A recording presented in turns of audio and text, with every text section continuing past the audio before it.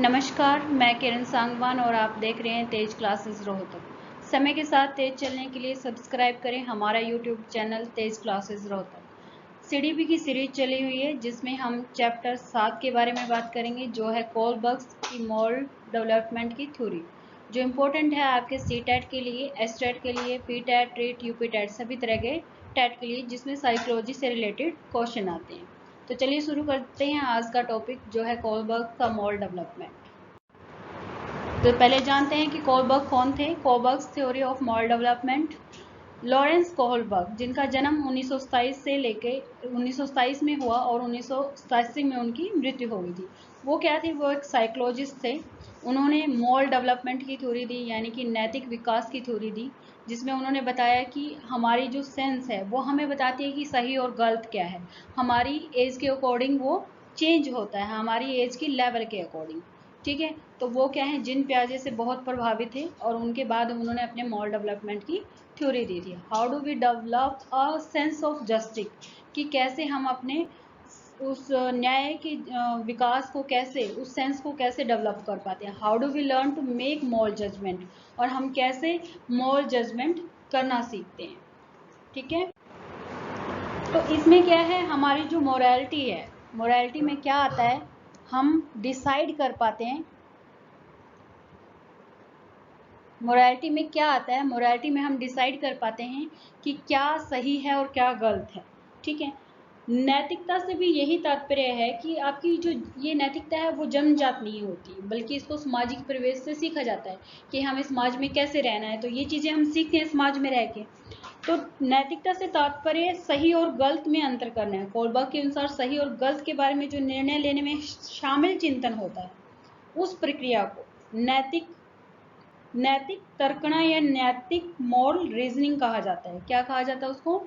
Moral reasoning कहा जाता है। कि आप जब सही और गलत का डिसीजन ले पाते हैं तो उसको क्या कहा जाता है? सही और गलत का डिसीजन ले पाते हैं तो उसको क्या कहा जाता है? आपका मॉरल रीजनिंग। और इस सही और गलत का निर्णय न ले पाने की जो स्थिति होती है, यानी कि जब आप डिसाइड नहीं कर पाते हो कि क्या सही है क्या गलत है, यानी कि जो वो नैतिक द्वंद होता है, जो आपकी दुविधा होती है, जो आपकी प्रॉब्लम होती है ना डिसाइड कर पाने की, तो उसको बोलते हैं मॉरल डिलेमा। क्लियर है? तो इसमें क्या है, आपके एथिक्स, ठीक है, आपके आचार विचार, आपकी अकाउंटेबिलिटी, आपके प्रिंसिपल, यानी कि आपके जो सिद्धांत हैं, आपकी इंटीग्रिटी, आपकी वैल्यूज, ये सब आपके इस निर्णय को सही या गलत में इम्पोर्टेंट रोल प्ले करते हैं। तो इससे रिलेटेड एक स्टोरी थी, हेंस डिलेमा। हेंस एक पर्सन का नाम है और डिलेमा जो होता है वो आपकी एक दुविधा है, जो आपके सही और गलत, सही व गलत तो आप जब निर्णय नहीं कर पाते तो वो आपका क्या है? डिलेमा है। तो हेंज एक पर्सन होता है, तो वो क्या होता है, उसकी वाइफ बहुत ज़्यादा सीरियस बीमार होती है और उसको क्या है, उसके इलाज के लिए कुछ दवाइयाँ चाहिए होती हैं। ठीक है, तो वो दवाइयाँ अपने आसपास नहीं मिलती हैं, तो वो उनको लेने के लिए कहीं और जाता है, यानी कि किसी दूर के केमिस्ट पे जाता है जहाँ पे वो दवाइयाँ अवेलेबल हैं, उपलब्ध हैं। तो वो क्या है, वो पर्सन जो केमिस्ट है वो उस दवाई के लिए हैंस से ज़्यादा पैसे मांगता है और हैंस के पास क्या है, बहुत कम पैसे हैं। ठीक है, तो वो उसको दवाई देने से मना कर देता है। तो क्या अपनी पत्नी को बचाने के लिए हैंस उस दुकान में चोरी करेगा, या चोरी करने के बाद वो जेल जाएगा? तो इस तरह की जितनी सिचुएशन हैं, बच्चों को उसमें रिलेट करके या बच्चों को ऐसी सिचुएशन दे के जो सिचुएशन क्रिएट की जाती है, जो डिलेमा क्रिएट किया जाता है, वही हेंस डिलेमा है। यानी कि दुविधा में आप क्या निर्णय ले पाती हो, कैसे निर्णय ले पाती हो। मान लो कि क्या हेंस को दवा की चोरी करनी चाहिए थी?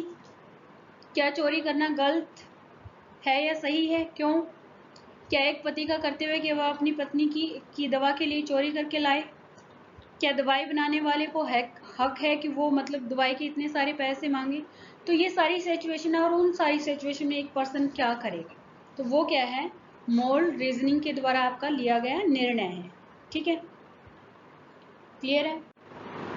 तो कोलबर्ग्स ने कुछ स्टेजेस दी थी जिसमें उन्होंने कहा कि इन स्टेजेस पे अलग अलग बच्चों का डेवलपमेंट होता है कि किस तरह से बच्चे डेवलप करते हैं अपने मोरल रीजनिंग को। कैसे कोलबर्ग्स ने 3 स्टेजेस दी थी, प्री कन्वेंशनल, कन्वेंशनल और पोस्ट कन्वेंशनल। जो प्री कन्वेंशनल है उसमें अवॉइड पनिशमेंट, हर एक स्टेज के हर एक लेवल के 2-2 पार्ट हैं, तो इसलिए 6 भाग बन जाते हैं इसके। अवॉइड पनिशमेंट, पर्सनल गेन, ये फर्स्ट प्री कन्वेंशनल के। कन्वेंशनल में क्या है, good boy nice girl, law and order. ठीक है। पोस्ट कन्वेंशनल क्या है, सोशल कॉन्ट्रैक्ट आपका और यूनिवर्सल एथिकल प्रिंसिपल आते हैं। ठीक है। तो इसको आप इस तरह से भी समझ सकते हैं कि जो आपका पहला लेवल है, यानी कि जो आपका पहला लेवल है वो आपका प्री कन्वेंशनल है, इसको बोलते हैं पूर्व परंपरागत।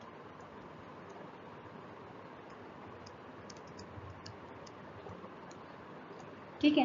तो ये यहाँ पे क्या है, जो आपकी मोरल रीजनिंग है वो क्या है, क्लोजली टाइड होती है आपके पर्सनल कंसर्न से। कैसे, जब बच्चा मतलब क्या है, बाहरी मतलब चीज़ों को घटना के संदर्भ में किसी आचरण या नैतिक को नैतिक या अनैतिक मानता है, तो वो क्या है, वो तर्क है जो पूर्व परंपरागत लेवल में आता है। तो इसे यथार्थवाद, बंटनात्मक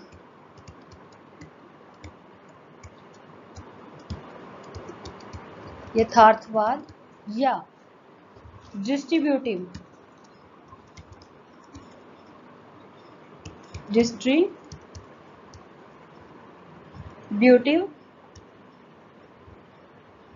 रियलिज्म भी कहा जाता है।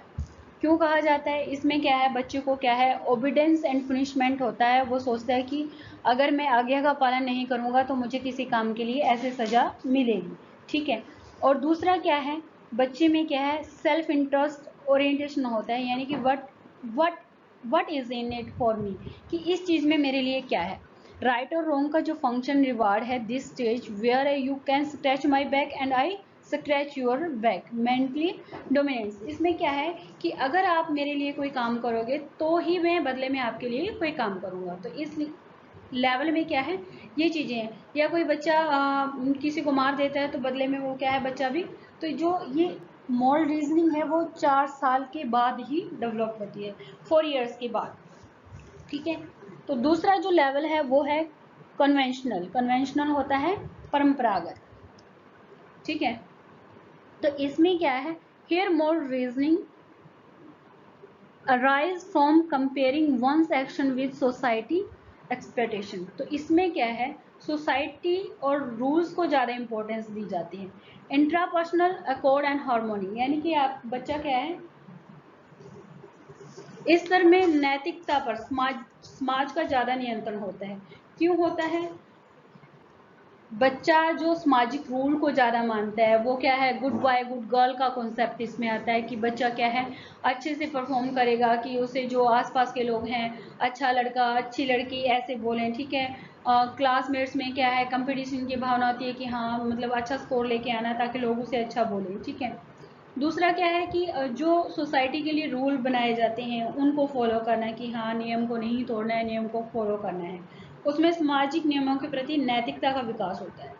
इस अवस्था में उसे अच्छे बुरे का ज्ञान हो जाता है। वह समझने लगता है कि जो उसका व्यवहार है उसके समाज के हित में है या नहीं है।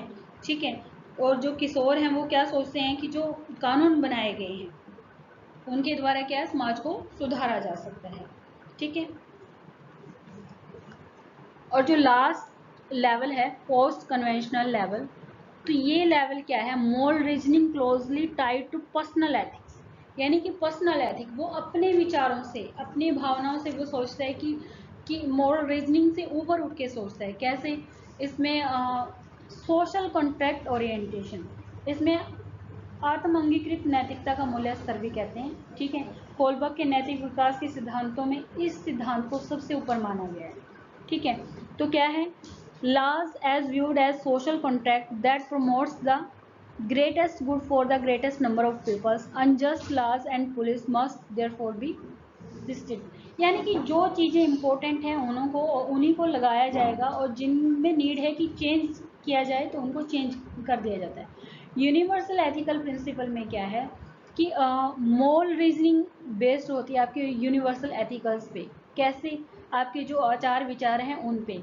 यहाँ पे अगर किसी की भलाई के लिए आपको अगर आपकी जान भी देनी पड़ी है तो आप उस लेवल तक सोचते हैं। तो इस लेवल में जैसे शहीद भगत सिंह या महात्मा गांधी जैसे पर्सनैलिटी का नाम आते हैं जो बहुत ही कम होते हैं। ठीक है, क्लियर है।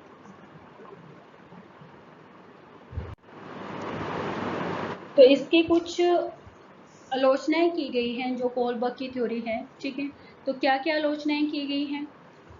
Too much emphasis on moral thought and not on moral behaviour की, ज़्यादातर इसमें क्या है मॉरल थॉट के ऊपर बात की गई है और मॉरल बिहेवियर को ज़्यादा इंपॉर्टेंस नहीं दी गई है। Under estimate the contribution of family relation, तो फैमिली को ज़्यादा इंपॉर्टेंस नहीं दी गई है। Does not accurately reflect relationships and concerns for others. ठीक है, तो दूसरों के जो सिद्धांत, दूसरों के लिए जो संबंध और उनकी चिंताओं का जो पर्याप्त रूप से प्रतिबिंबित नहीं किया गया है, कि यानी रिलेशनशिप को इम्पोर्टेंस नहीं दी गई। और जो उसकी थ्योरी है वो कल्चर, एक ही कल्चर पे बेस्ड है और वो यूनिवर्सल है, यानी सार्वभौमिक नहीं है, सबके ऊपर अप्लाई नहीं की गई, यानी कि एक ही कल्चर के ऊपर ज़्यादा फोकस किया गया है।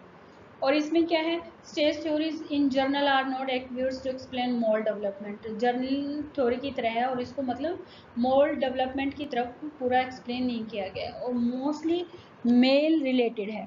तो इनकी जो एक स्टूडेंट थी कारोल गिलोइन,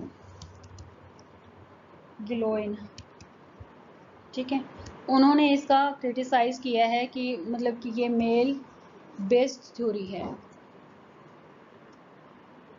जहां फीमेल को इम्पोर्टेंस नहीं दी गई है।